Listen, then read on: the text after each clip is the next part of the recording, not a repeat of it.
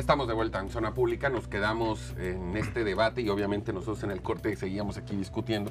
Yo parto de la base y creo que al presidente no le conviene la reconciliación porque necesita tener un rival permanente con quien estar pues litigando sus diferencias y distrayéndonos en algunos casos de temas que no le interesa que se comenten.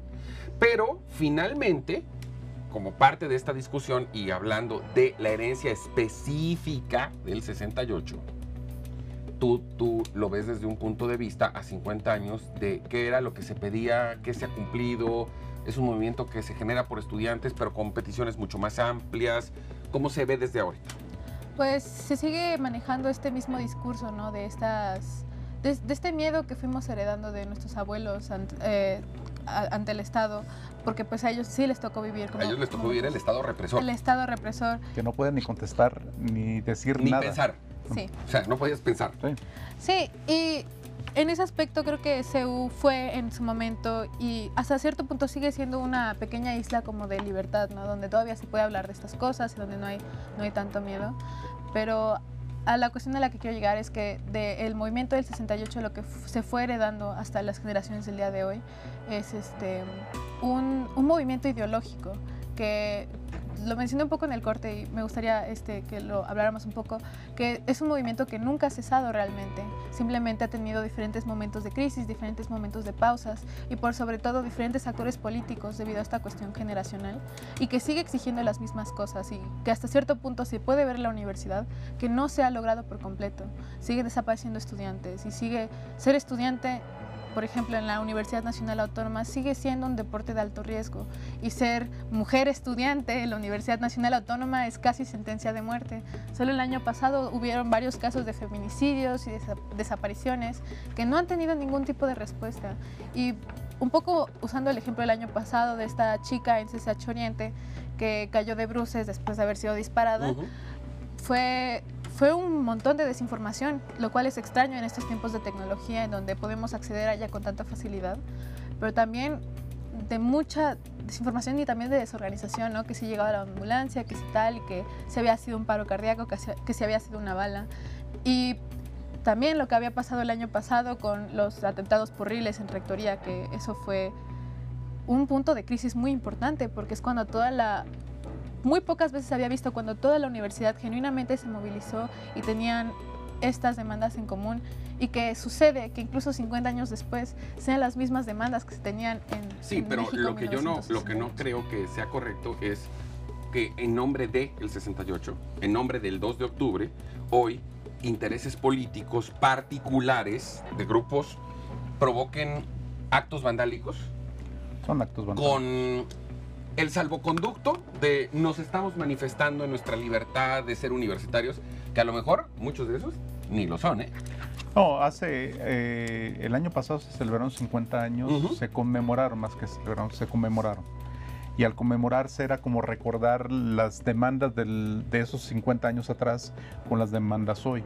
Ajá. Claro que han cambiado muchísimas cosas, dice Celeste, han cambiado en su historicidad, pero no en la demanda central, que es el aspecto de libertad, igualdad, y todo este tema de participación, representación. Pero, a ver, Felipe, de veras, en una comparación a 51 años, ¿no crees que hoy gozamos de una libertad? No, por supuesto, pero se han cambiado las formas y los mecanismos. Tú lo has dicho, por ejemplo, con este Estado que supuestamente es de izquierda, se ha apropiado de una narrativa y ha reescrito la historia y ha reivindicado unos, pero en detrimento de otros. No se ha dado este esquema de justicia y de reconciliación. Por supuesto que hay márgenes de libertad, hay mayores márgenes de libertad, mayores márgenes de justicia, pero aún así no se han cumplido muchas de las demandas que había en el 68. Ponemos el ejemplo de, en este caso, era la apertura a un diálogo abierto, donde en realidad el Estado sigue siendo un tutor, el que tutela finalmente, y es el que determina qué se puede discutir y no se puede discutir. Y lo vemos ahora, cuando tú intentas hacer algo, te dicen, eres chairo, eres fifí, y entonces empieza a haber este esquema de estigmatizar al otro. Por eso yo insisto, la posibilidad de una reconciliación nacional en general, ni siquiera yendo punto por punto, haz de cuenta el 68, no va a existir, ¿eh?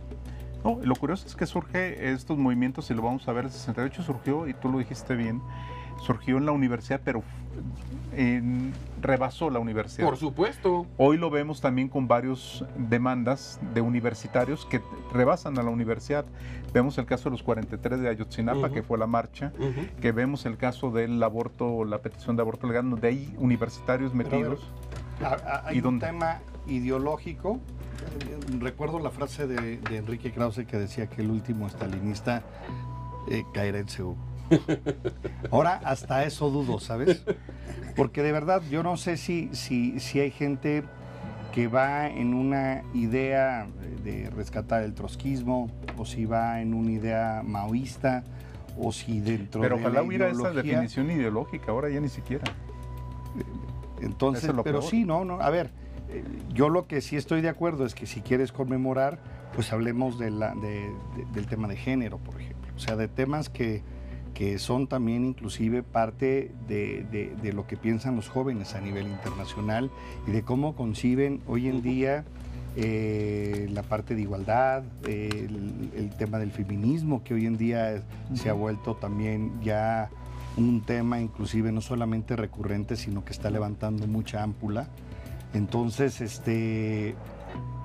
¿por qué no sé si se ve, a lo mejor sí nos puede contestar, sí. No sé si son determinadas organizaciones que tienen muy clara la posición ideológica, o es un tema de, tú eres del UNAM, si no eres del UNAM, no entras al, ¿no? Entonces, sí saber exactamente qué nos esperamos, porque lamentablemente va a haber grupo de choque. Sí, y violencia. Creo que es igual muy importante entender que esta misma cuestión institucionalizada de la historia... Estoy provocando, es un poco para... Me di cuenta. Pero igual es muy importante entender que las dinámicas de los movimientos estudiantiles cambian mucho de facultad en facultad.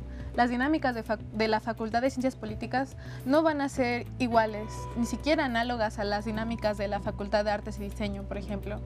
Odontología. Odontología o psicología, o derecho, o economía. Entonces, obviamente son estas diferencias diametrales, sí. ¿No? Incluso entre las mismas facultades. Y yo me gustaría hablar sobre todo del caso de la Facultad de Ciencias Políticas, que es donde yo estudio y donde lo podemos ver más puntualmente. Es que las dinámicas son mucho más complejas que chairos y fifís, o gente de izquierda y gente de derecha, sobre todo porque el estudiantado ya ha llegado a este punto un poco casi posmoderno, entre comillas, donde las posiciones políticas son más complejas que blanco y negro. O sea, es un barroco. Más o menos. Simplemente han formado un punto crítico, utilizando obviamente varias teorías, varias corrientes, varias escuelas, y han llegado a este punto en donde es tierra de nadie, no, es una verdad propia, obviamente construida. No son bastiones. Sí. Necesariamente. Y quiero pensar que entonces tampoco es un asunto de mayorías o de democracias, sino de aferrarse cada quien a su postura. Estoy en desacuerdo, definitivamente. No, te lo pregunto. Yo estoy en desacuerdo, esa es mi respuesta. Definitivamente la Facultad de Ciencias Políticas siempre nos han llamado grillos, ¿no? Siempre que si la grilla, ¿no? Ser la facultad y la grilla. Y siempre hay esta noción de que hay muchos grupos que están afiliados a partidos políticos y que, como usted dijo muy bien, tienen sus propios intereses políticos particulares. Normal. Y no podemos negar que existe, eso no lo podemos negar. Normal. Sin embargo, también hay un grupo bastante grueso, bastante amplio de estudiantes conscientes que no tienen esos espacios como lo serían los estudiantes afiliados a partidos políticos y que son muchas veces estos estudiantes los que incitan a la movilización social, independientemente de sus intereses políticos. Y pues muchas veces el problema en la facultad y lo que siempre se pide y lo que siempre se ruega en las asambleas es la participación, porque muchas veces hay estos estudiantes que nada más van y votan por paro porque no quieren ir a la escuela, pero eso siempre sucede, que es como la minoría, porque realmente los que están en las asambleas y los que realmente están ahí es porque esta generación también, como está tan conectada, genuinamente tiene ganas de ver que el mundo cambie. Ahora esto que dice... A ver, perdón, pero sí hay algo que se va a repetir y que sí fue provocado un poco por el presidente. Medicina. La falta de pago de residentes, esa va a ser una historia idéntica si es que no llegaron a resolver en la Secretaría de Salud lo del pago a estudiantes residentes en especialidades. Que fue con eso va a ser idéntico al 68, ¿eh? Digo, pero suena hasta para artículo, que no vaya a ser, o sea, deliberado, ¿eh? No creo que sea deliberado. Además, bueno, en el caso... Digo, no se hubieran esperado tanto, ¿no? Mañana lo que vamos a ver es una manifestación donde la universidad sale, donde universitarios salen, pero también se van a sumar otras. No, se van a sumar otras organizaciones, se van a sumar demandas, va a haber como una suma. No va a haber este tipo de reconciliación, es una suma de demandas, y vamos a ver cómo seguramente va a venir infiltrados que van a provocar violencia porque alguien gana con eso. Y entonces vemos a una Claudia Sheinbaum, jefa de la Ciudad de México, que cuando tomó posesión desapareció el cuerpo de granaderos y se apropió del 68. Cuando ella no estuvo en el 68, estuvo en el 88, pero se apropió como para congraciarse históricamente con esta perspectiva. El 68, hoy la conmemoración se vuelve la gran vasija donde cabe todo.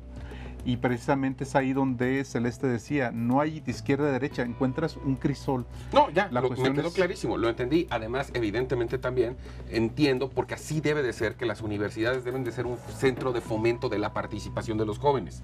Y nada más cerraría con esa parte en la que dices, estamos muy pendientes del cambio, pero es que los motores del cambio son ustedes. Porque para empezar, en la siguiente elección, los jóvenes ya son más del 50% del padrón electoral.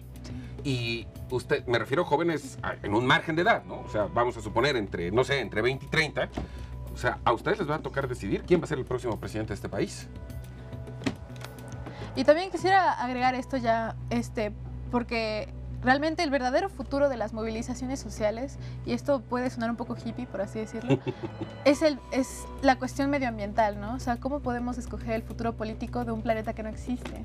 Entonces, eso es igual, es una noción muy presente en cualquier cuerpo de estudiantado que esté Lo suscribo, la parte de ambiente creo que sí, es importantísimo. Creo que te vamos a tener que invitar otra vez.